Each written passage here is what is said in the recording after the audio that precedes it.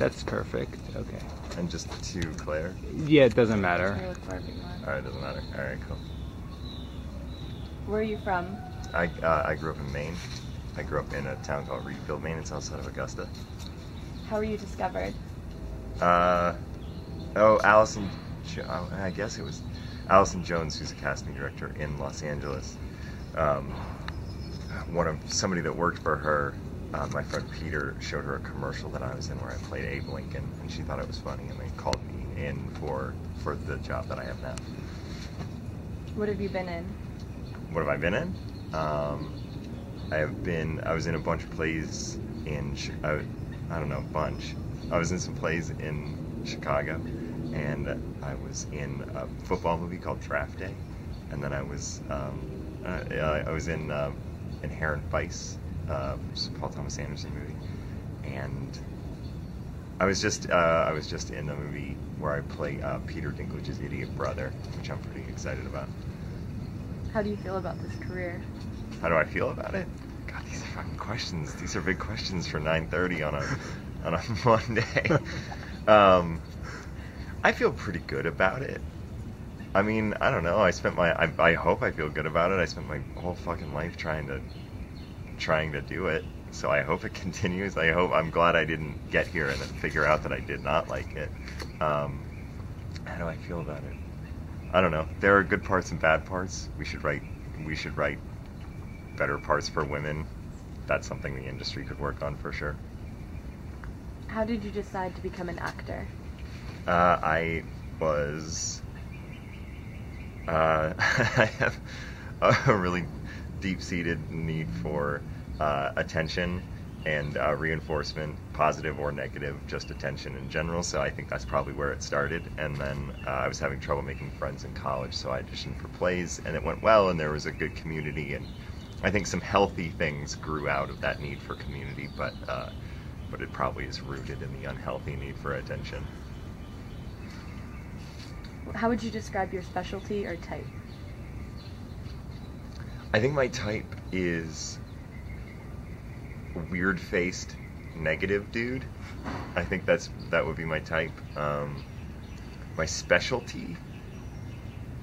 I don't know. I don't really have any like special skills. As like I'm not like a juggler or anything. Like I always like it when people say like I've hosted some shows before. Like I hosted a kid show, and they were like, "Do you have any like special skills that you'd like to like have us build this?" It was like a puppet. It was like a kid's puppet show, and they were like, for the opening, do you have any special skills? And I don't. Like I can ride a bike, and that's about it. But that doesn't make for a fun sketch. Who's your favorite actor who you look up to? I really love Walton Goggins and Garrett Dillahunt, because both of those guys, you can put them into anything, any type of project and any type of character, and they will pull it off. They will pull it off immediately and flawlessly, and I really like that. And Garrett Dillahunt, he was in the first season of Deadwood, and he gets killed off. And Deadwood's an amazing show, and he gets killed off at the end of the first season of Deadwood, and then they just said, "Fuck it, grow a beard and come back as a different character for the second season." And I just think that I'd love to be at that level of skill and that level of talent. That somebody's like, "Fuck it, just grow a beard. We like having you here." So those two guys. What would your ideal job be?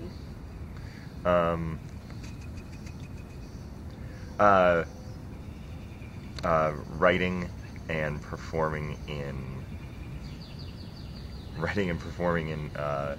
indie movies or television where you get to do anything you want and nobody else can tell you editorially what can happen. Do you consider yourself to be lucky? I've definitely had some, I don't know, like I've definitely had some good luck, but I don't know that I'm lucky. You know, some things have gone in the right, have tipped in the right direction here or there, but I don't know, I don't think I'm lucky. No, I've never won gambling, so no. What advantages do you have? Genetic lottery. I'm a straight white male. That's that's certainly an advantage. I don't know, is that like a bad answer to that question?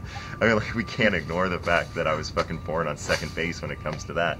But outside of that, wait, what was the question? What advantages do you have? What advantages do I have? I really like working with other people, so I think that's an advantage. Like, I like the company of other people, and so therefore I will put my own needs to the side when it comes to the group's view, and that makes other people feel good and they want me around. So basically I'm a pushover, and that helps me out. Would you rather have a car or a diploma?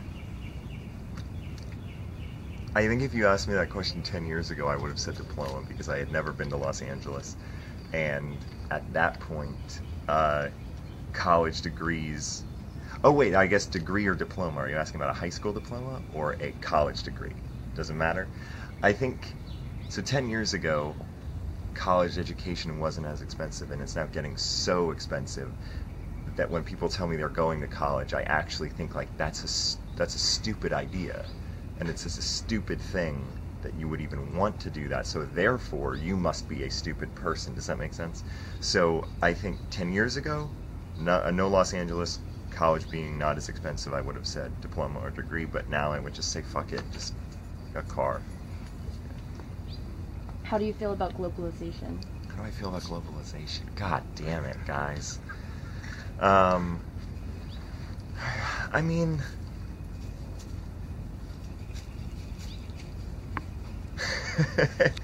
I mean, there are great things about globalization, I think.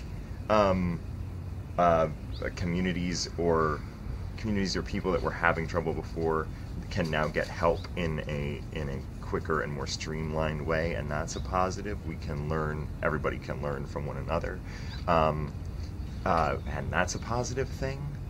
You can become more respectful or more understanding of different cultures. The negatives, I guess, would be, what would they be? They would be that that's just another region for American corporations to take over, and then you sort of end up having the same sort of experience globally. Like the coffee in Starbucks in here tastes exactly the same as over there. Or you go to Puerto Vallarta and it's just a Burger King, and you think like, oh great. I don't know. That's a fucking stupid answer. That's a huge fucking question that would take somebody who studied that to answer. But I appreciate you asking it. What do you think about the amount of stuff people buy? I'm not a fan of it, but I can't say that I'm exempt from it. Hi, Sunshine. I can't say that I'm exempt. I'm not exempt from it. I buy too much stuff, and I would much prefer to go back to that thing where I don't know, I feel like our grandparents bought one thing and it just lasted their entire lives, and now we sort of have I guess I don't mind people buying stuff. That's fine. That's what moves commerce forward, what moves everybody forward, and that's great. But maybe just don't throw it away as much. Buy a better thing that's going to last a long time than buying one thing that lasts a year and just having to replace it. I don't know. So I'm conflicted, but I really like buying books. Books. Buy more books. Would you rather live the American way or be a socialist?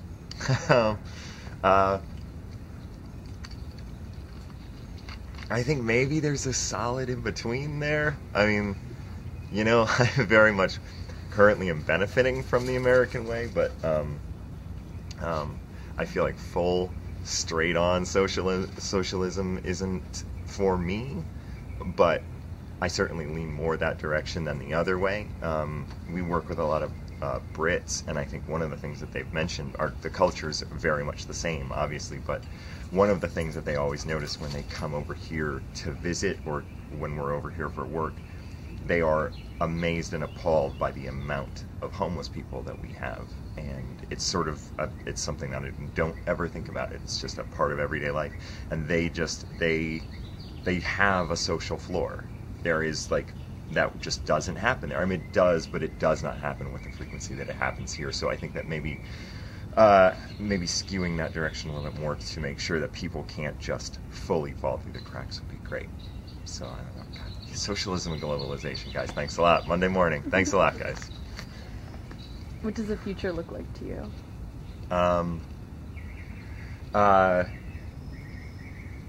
either the singularity or where like the like artificial intelligence or whatever, and everybody, nobody actually ever looks at one another in the face anymore, or that thing that we all do, which is we just reject whatever our parents had, and currently like this generation of parents is like just looking into their phones, and maybe our kids will revert to an older way and maybe slow it down. I don't necessarily think so, but I'm kind of hoping that. How do you feel about having children? It's okay. I mean, I like it. I really do like it. I love them. But, you know, it's hard.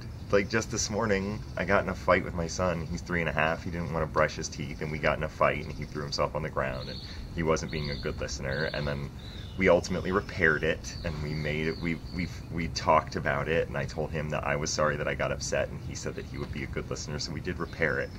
But just every day, you just sign up to do something where you're a failure every day, ultimately. And no matter what you do, they're gonna resent you. Like, that's just how this goes. Like, for 18 years, you get to be a failure on a day-to-day level, and then at 18 years, you get to be a failure in the global sense of they don't like you. So I don't know. I really enjoy it, but if you look at those two things, maybe not great. Can you tell me what conflicts or challenges the world is facing today? Oh my God. Income inequality is a big one. I think that's the one that I think about a lot. Do you remember when there was somebody brought up the point of like that thing, like as like the gap between which rich and poor gets wider and wider, there is a certain point at which it's just revolution, in which it's just like, no, fuck this, we're just gonna burn it all down, and we're getting closer and closer to that point, and that makes me nervous. And what's weird is that I feel like on day to day, like I'm on the higher spectrum of of income, and even what I make doesn't match what we're actually talking about. Like, somebody might look at me and be like, you are an incredibly wealthy person, and I'm certainly not crying poverty, but like, what we're actually talking about when we're talking about like the mega wealthy is 100 or 1,000 times. I don't even think 10,000 times what. Like, that's insane to me. So that's a big one. Wage gaps between men and women, that's a big one. We've been at war for like 18 years, right? Like 18 straight years, right? That's a bad thing. I remember seeing, when I was at USC, I saw a recruiting sign for the Marines, and it said, sign up now and you will immediately be, and it was spinning it in a positive way, like you will immediately be brought into, I guess the pitch of the sign was, you'll have extended work here. And the sign said, we are currently in these conflicts, and it said Iraq, Afghanistan, and Iran, and in parentheses it said TBA, like to be announced. They were just Iraq, Afghanistan, Iran, TBA. I couldn't fucking believe that they were just like, we're gonna announce this eventually. So yeah, maybe we could just chill out on being at war every single day of every year.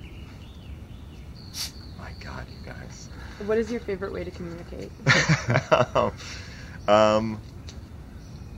My favorite way to communicate is, I like a dinner table conversation, and I like people being able to talk to one another personally, but I feel like text messaging sometimes is the best way, because you get rid of any and all extraneous bullshit. Like, I love it when people connect and talk to one another, but I am one of those people that I guess doesn't think you have to send the email saying thank you.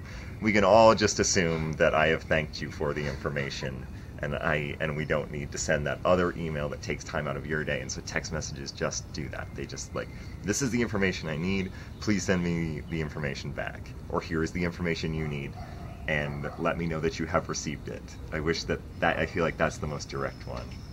I don't like extraneous talking, although I fucking talked so much during this. What do you think of the creative scene in Los Angeles? Hmm? The creative scene in Los Angeles. When I moved here from Chicago, I assumed it was going to be just like a barren wasteland of idiots, and because that's how Chicago feels about Los Angeles. But since moving here, I've really honestly been amazed and surprised pleasantly about there are so many creative people here, and incredibly hardworking people, and people who will actually get up every single day and work toward the thing that they want to do, and not just go get drinks and talk about the thing that they would want to do. People in Los Angeles actually get after it. So I think the creative scene in LA is amazing. What is your favorite book, film, and music right now? I don't like music anymore.